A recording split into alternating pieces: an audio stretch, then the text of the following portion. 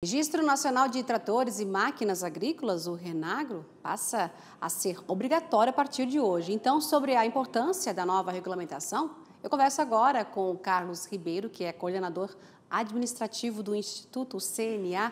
Boa tarde, bem-vindo aqui no nosso programa, Carlos. Boa tarde, Simone. Obrigado aí pela oportunidade.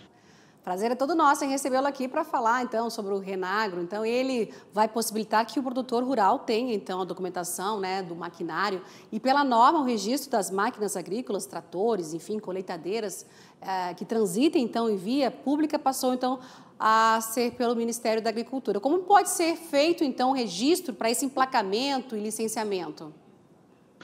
Então, Simone, primeiro é bom a gente tem que deixar claro que esse registro do Renagro, né, ele não envolve nenhum tipo de emplacamento, licenciamento, IPVA, nenhum custo de registro para o produtor rural, né?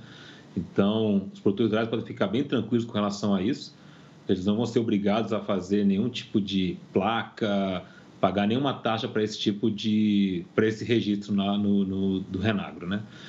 Hoje o registro é feito através do nosso aplicativo, o IDEAGRO, né? Um aplicativo já está disponível nas plataformas Android e iOS. Nós já estamos desenvolvendo também um sistema para poder você fazer o seu registro através do computador, né? Acredito que até o final do ano isso vai estar já desenvolvido, né? E o sistema ele é bem simples, né? O registro ele é bem tranquilo de ser feito, o produtor faz um cadastro rápido no nosso aplicativo, né? E solicita o registro da sua máquina inserindo o número do chassi e marca, né? Vai tirar uma foto da máquina e do chassi do trator, né? No caso, né? E aí é feita a solicitação do registro. Se o chassi já estiver cadastrado na nossa plataforma pelos fabricantes, ele é encaminhado para entrar em contato com uma concessionária para prosseguir com o processo de registro, que aí envolve a vistoria, né, dos itens obrigatórios de segurança. Se o chassi não tiver registrado, né, cadastrado na nossa plataforma, esse protocolo é encaminhado para a fabricante para que ela possa inserir essa informação no sistema e aí, em seguida, ele é encaminhado também para a concessionária para poder efetuar, né, o registro. E aqui só cabe uma ressalva, porque muito produtor rural acha que por ter o registro ele já vai poder transitar em via pública, e a gente tem que chamar a atenção de que o registro é só um dos itens obrigatórios para trânsito em via pública, né, já exigido pelo Código de Trânsito Brasileiro desde 97, mas que ele tem que se atentar aos itens obrigatórios de segurança, farol, lanterna, pisca, luz de ré, esse tipo de coisa, né? E as dimensões adequadas para trânsito em via pública, né? Não é qualquer veículo que pode transitar em via pública, né? Veículos muito largos ou muito compridos ou com altura além da permitida, eles não podem, né, transitar em via pública.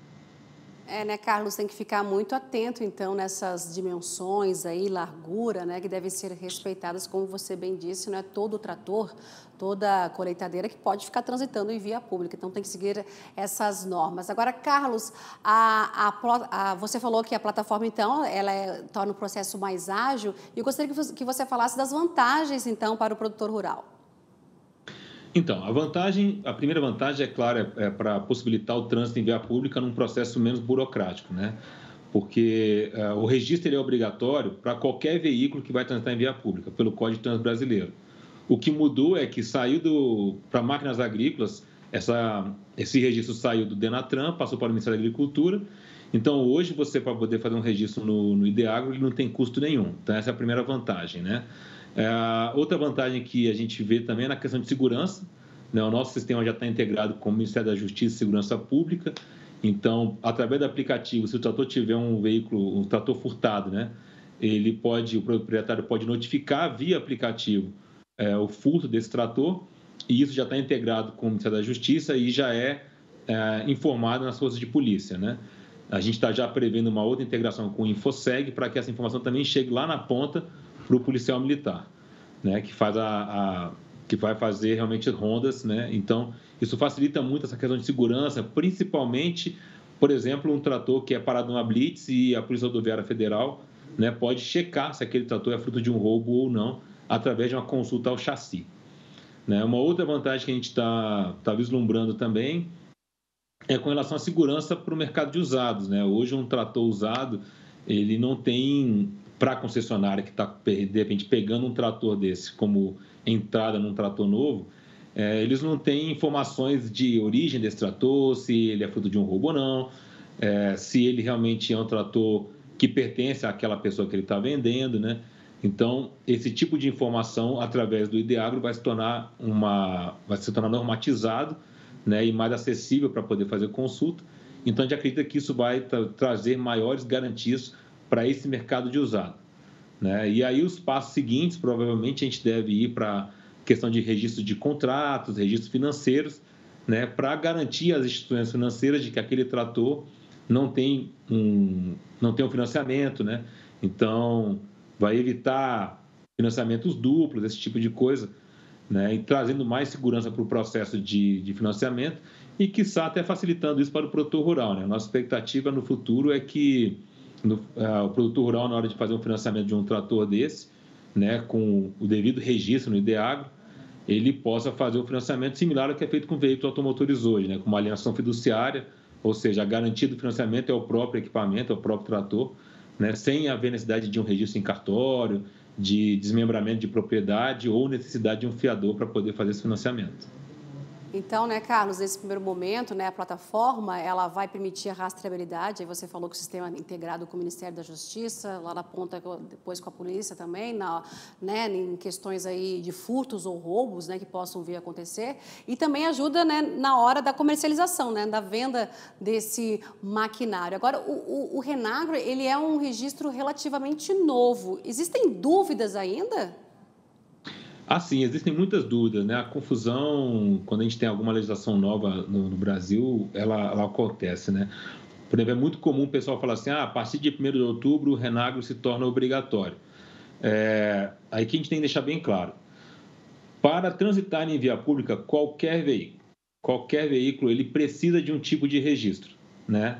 Então, usualmente o registro seria feito num DETRAN, né? No Departamento de Trânsito do seu município, do seu estado. O que o Renagro traz a partir de amanhã é a validade desse documento, né? Ou seja, você que tem um trator, tem que transitar em via pública, você pode fazer o registro via Ideagro, né? Você vai obter o seu Renagro, que é equivalente ao Renavan, né? E ele tem uma validade jurídica, tem uma validade perante a lei, né? Como comprovação de propriedade lá para você poder transitar em via pública, né? Então, é uma tranquilidade a mais para o produtor rural que precisa transitar com o seu equipamento em via pública, né? Você fazer o registro via Renagro. É muito mais fácil e, como a gente já colocou aqui, né, sem custo algum para o produtor rural. Agora, Carlos, existe a previsão para novos maquinários aí? Sim, a gente tem a previsão de novos maquinários, né? Hoje já está disponível para tratores e colheitadeiras, apesar da gente saber que a grande maioria das colheitadeiras não tem dimensões adequadas para transitar em via pública, sozinhas, né? Elas podem transitar com batedores registrados na Polícia Rodoviária Federal. Então, assim, acaba atendendo assim, as colheitadeiras, né? Agora, a gente está já no nossa linha de produção aqui de desenvolvimento do sistema, entrar os pulverizadores automotrizes, né? E outros equipamentos que a gente identifique que há necessidade de registro, né? A gente sabe que tem equipamentos que são muito caros, né? Então, a gente acha que o Ideagro ele pode trazer esses benefícios também com relação à segurança e à comercialização para outros tipos de equipamentos agrícolas, como os pulverizadores acoplados, como alguns equipamentos menores, né? De repente até a pivô central. A gente pode pensar em vários tipos de registro aí daqui para frente, né? Essa é a ideia da plataforma Ideagro, é um identificador de equipamentos para o setor agropecuário. E, Carlos, uma discussão envolveu aí essa semana em relação às máquinas mais antigas, né, e sem a documentação. Já existe uma outra possibilidade, então, para o registro para esse tipo de maquinário, aqueles mais antigos? A gente tem várias situações que ainda não temos uma solução. Como é que vai funcionar? Máquinas antigas, fabricadas anterior a 2016, elas podem fazer o registro no Ideagro, desde que elas apresentem uma nota fiscal de compra, né, ou um contrato de compra e venda registrado em cartório. Então, pode ser feito o registro, sim. Quais são os problemas que a gente vem identificando? Produtores que não têm nota fiscal, que não têm um documento de compra e venda, como é que a gente vai fazer esse tipo de registro? Isso está sendo estudado entre o Ministério da Agricultura e aqui a CNA, né, para a gente tentar encontrar a melhor forma de solucionar esse problema. A gente espera que resolva isso até o final do ano, mas ainda não temos uma solução para isso até o momento, né?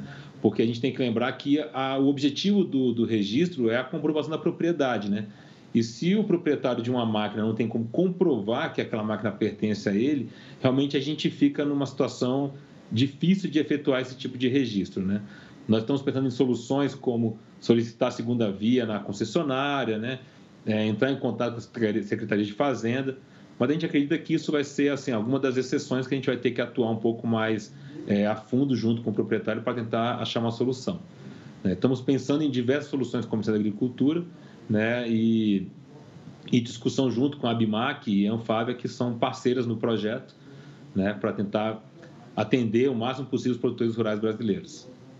Existem muitas máquinas nessa situação, né? Vocês têm um número aí desses maquinários mais antigos aí que ainda circulam até por vias públicas e que precisam dessa documentação, não tem essa documentação. Tem esse número aí para falar para a gente ou ainda não?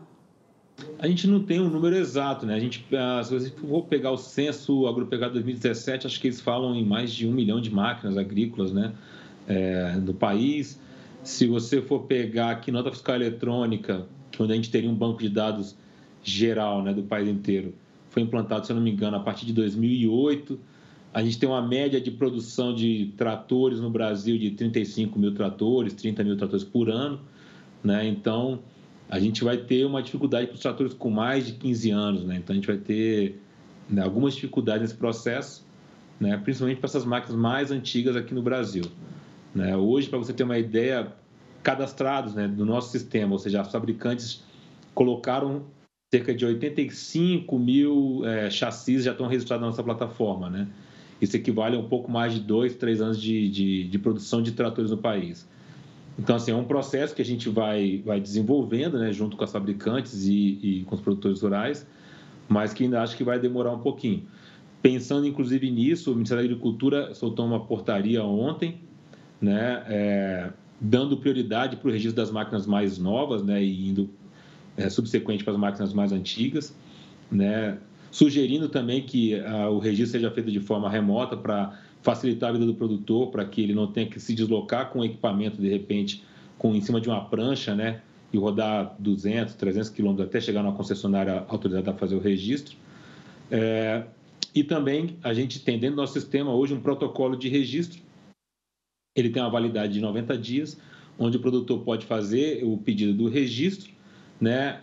Se o chassi não for encontrado na plataforma, ele gera um protocolo de registro, onde o produtor vai poder andar com esse documento, né, comprovando que ele já solicitou o registro dentro do sistema Ideagro, né, e que está aguardando uma validação nossa. Então, isso vai valer para as máquinas que o produtor tem aí como comprovar sua propriedade, né? As máquinas que ainda não têm propriedade, realmente a gente ainda está estudando como fazer isso, né? Certo, Carlos. Então, quando tiver novidades aí em relação a essa segunda parte aí, que são os veículos, né? Os veículos, os maquinários, bem dizendo, né? Mais antigos, a gente com certeza vai voltar a falar, viu? Porque esse assunto, ele rende muito, né? Porque é a expectativa de todos os produtores rurais aí para poder ficar certinhos aí como determina a legislação. Carlos Ribeiro, coordenador administrativo do Instituto CNA, muito obrigada pela tua participação aqui hoje com a gente e até uma próxima oportunidade, viu? Eu que agradeço, estou à disposição de vocês para tirar qualquer tipo de dúvida.